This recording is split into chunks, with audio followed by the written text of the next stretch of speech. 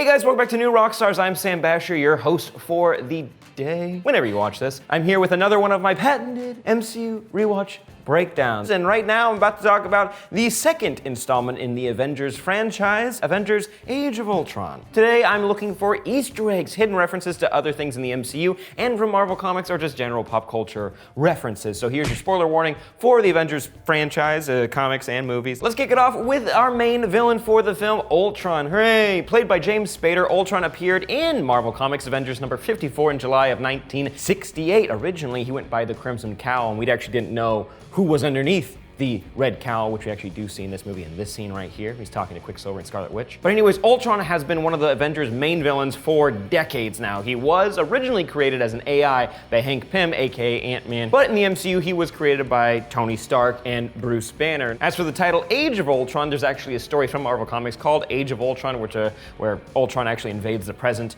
from the future. It's actually a pretty fun story that involves Wolverine and Sue Storm, the Invisible Woman, as the main characters, but that story is way too convoluted and complicated to do in an actual movie, so we got this. But let's talk about our other villains of the movie, Quicksilver and Scarlet Witch. They first appeared in X-Men number 4 in March of 1964. Now in the comics, their origin is a little complicated. Originally they were mutants. They were the daughter and son of Magneto, and that kind of changed over the years. Now they're just kind of enhanced people in Marvel Comics that look like they have mutant powers. It's complicated. Now let's talk about Sokovia. Now originally this country doesn't exist in Marvel Comics. It has now been added to the comics after this movie, but it was an original creation for the film. Also want to point out that during this big fight you hear Jarvis helping out Iron Man in his headset, also coordinating the rest of the Avengers. Jarvis in the comics is normally a human butler, not an AI, which is, it's a cool, use of the character in the MCU, but it is cool to see that Jarvis is an integral part of the Avengers team because he's very important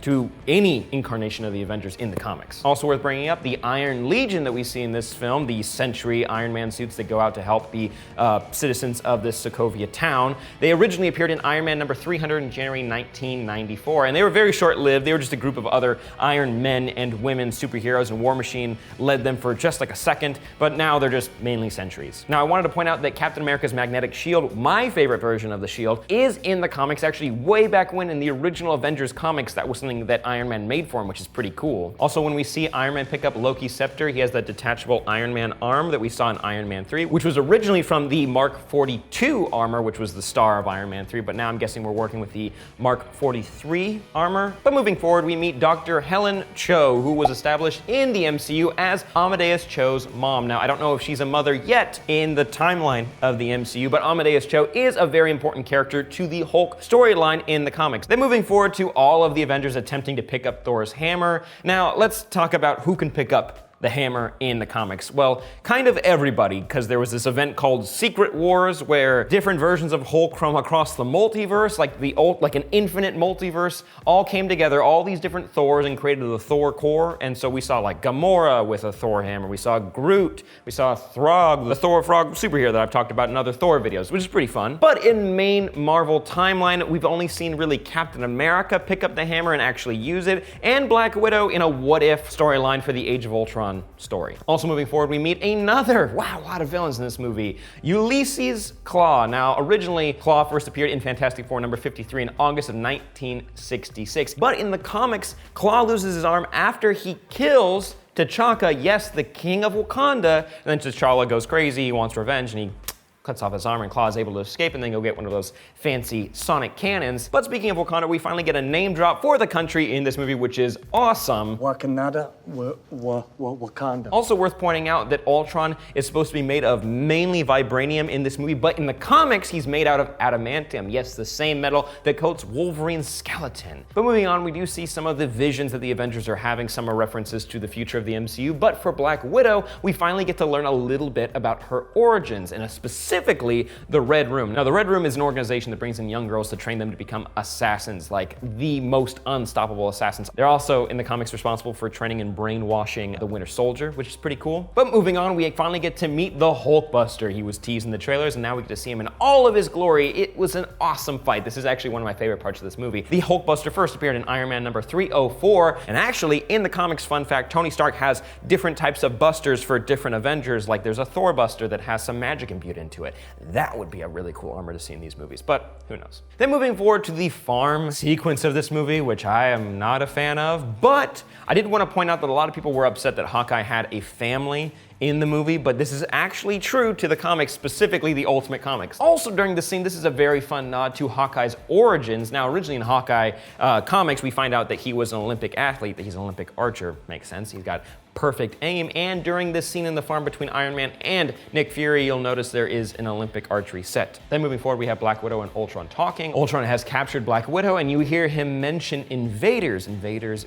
brings Avengers. Actually, this feels like a fun nod to Invaders, the very first team that Marvel had, which it consisted of Cap, Bucky, Human Torch, the cybernetic one, not the Johnny Storm version of him, and Namor. But then back to our team who just created Vision. Vision's origin in the comics are very convoluted. In the MCU, it's a little more concise. He first appeared, though, in Avengers number 57 in October of 1968. Originally, he was created by Ultron as his son to fight the Avengers, but as soon as he's born, he realizes that he is a good guy, and he decides to turn against Ultron and join the Avengers. Hurrah! We then get a shot of Vision saving Scarlet Witch after the explosion of Sokovia, which is a hint to their relationship. In the comics, they end up getting married for a while, which is pretty weird since he's an android, a synthoids. Then moving forward to our Ultron versus Vision scene at the very end of the movie, you get the classic Ultron look with this last century that we see, which is pretty cool. Also, we get a very fun nod to the New Avengers, which is an actual team. There are the Avengers, and there are the New Avengers with the New Avengers facility in New York. And also with our post-credit scene, there's only one in this movie. We get a Thanos tease. He'll do it himself, just like he did in the Infinity Gauntlet storyline, where he went and collected all the stones himself, which is pretty cool. Also, his helmet is closer to the comic version of his helmet, which have these big eyebrows, not so much the little daggers we see in the Infinity War trailer, but still cool. That's enough comic book Easter eggs. I know there were a lot, but let's talk about some MCU Easter eggs real quick, like the Marvel 2.0 logo, which is very fun, and also mirroring the first Avengers film, like that movie opening with the Tesseract, one of the Infinity Stones. This movie opens on Loki's scepter, which we find out is hiding one of the Infinity Stones, and specifically the Mind Stone. Very cool. Then moving forward, we get to see the new Avengers Tower with all the colors and everything. We did get a nod to it, or the blueprints to it, in Winter Soldier, but now officially we get to see it. It's beautiful. Then moving forward to the party, we do get a nod to Bucky, or at least Falcon, or the reason why he's not in this movie is because he's working on the missing persons case, looking for Bucky out there somewhere in the world. We actually get a nod to Ultron's main plans in this movie early on in the film, when they talk about the Avengers' extinction, meteor killed the dinosaurs or made them extinct. Get it? Then moving forward to our visions that our heroes have. What's Thor's vision? Oh, well, it's just a nod to Ragnarok. Heimdall and the rest of the Asgardians are saying that he's not going to save them. He's going to lead them to Hel, H-E-L, which is a fun nod to Hela. Then moving forward to our Hulk and Hulkbuster fight, you see Hulk spit out a tooth, which is actually a fun nod to the Incredible Hulk movie, where Hulk and Abomination are fighting, and Abomination ends up spitting out one of his own teeth. Also, Hulk getting punched out, which is a callback to Hulk punching out Thor at the end of Avengers 1. But then back to Thor's vision, we see the 4 Infinity Stones in a nebula, which is gold, which looks a lot like the Infinity Gauntlet. Also moving forward, we get Quicksilver mentioning that Scarlet Witch is 12 minutes older and never lets him live it down. This also feels like this is, the number 12 is important to the MCU, because we get a 12% joke in Guardians of the Galaxy when they're talking about the plan, and also there's a 12% joke in Avengers, which is pretty fun. Then moving forward, we see Hulk being sent off in a plane or a ship, which is a nod to the Planet Hulk storyline from the comics, where he's sent off into space and ends up crash landing on Sakaar. Spoilers though for Thor Ragnarok, check out our breakdown for that. But now we're at the end of the movie with the new Avengers, which consists of War Machine, Vision, Falcon, Scarlet Witch, Black Widow, Captain America. Very cool. But there was a version of this movie that teased the inclusion of Captain Marvel, Quicksilver, yes, he was supposed to survive. Also, though, Spider-Man. But that's it for MCU Easter eggs. Let's talk about some pop culture Easter eggs before I leave you, like the name Veronica, which is the code name for the Hulkbuster, which is actually a fun nod to Archie Comics, Betty and Veronica. Betty, of course, is Bruce Banner's main love interest in the comics, but she hasn't appeared since the Incredible Hulk movie, which is a bit of a bummer. Iron Man mentions Prima Nocta, which, if you're fans of The Office, you know what this is, but the real definition for this is a nobleman having the right to take the virginity of a peasant woman on her wedding night in place of her husband. It's a weird thing to say. Also get some nods to Pinocchio, but that's a theme throughout the entire movie about having no strings on me. You even hear some music from Pinocchio. Also, since they're owned by Disney now, Marvel's owned by Disney now. Makes sense. There's also a few nods to Man of Steel in this movie. I'll get to the main one later, but you hear the phrase "make the world smaller," which is something that Ma Kent says to young Clark Kent about trying to, control his abilities. Also, during Cap's vision, his very depressing vision where we get to see Peggy Carter, you notice the band actually has the name Roy Thomas Players, which is a nod to the creator of Ultron and Vision in the comics, Roy Thomas.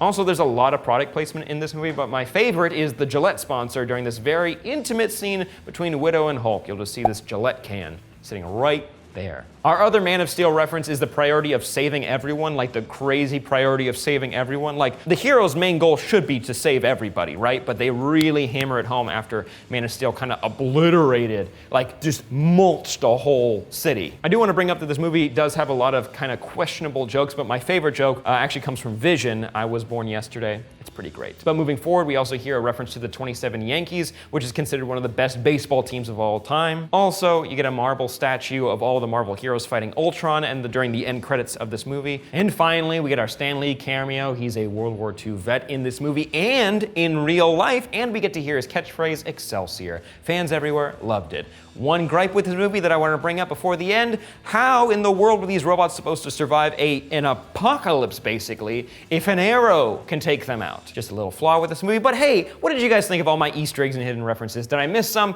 Probably. Let me know what they were in the comments down below, or let me know which ones were your favorite. I'm at Only Stupid Answers on Twitter. Yank out the vowels from stupid. Make sure you like this video, share it with your Marvel friends, and subscribe. Check out all of our other breakdowns, our other MCU breakdowns, our Walking Dead breakdowns. There's a breakdown for Deadpool probably on this channel. Go check it out. You'll enjoy it. I'm Sam Basher, and I'll see you next time.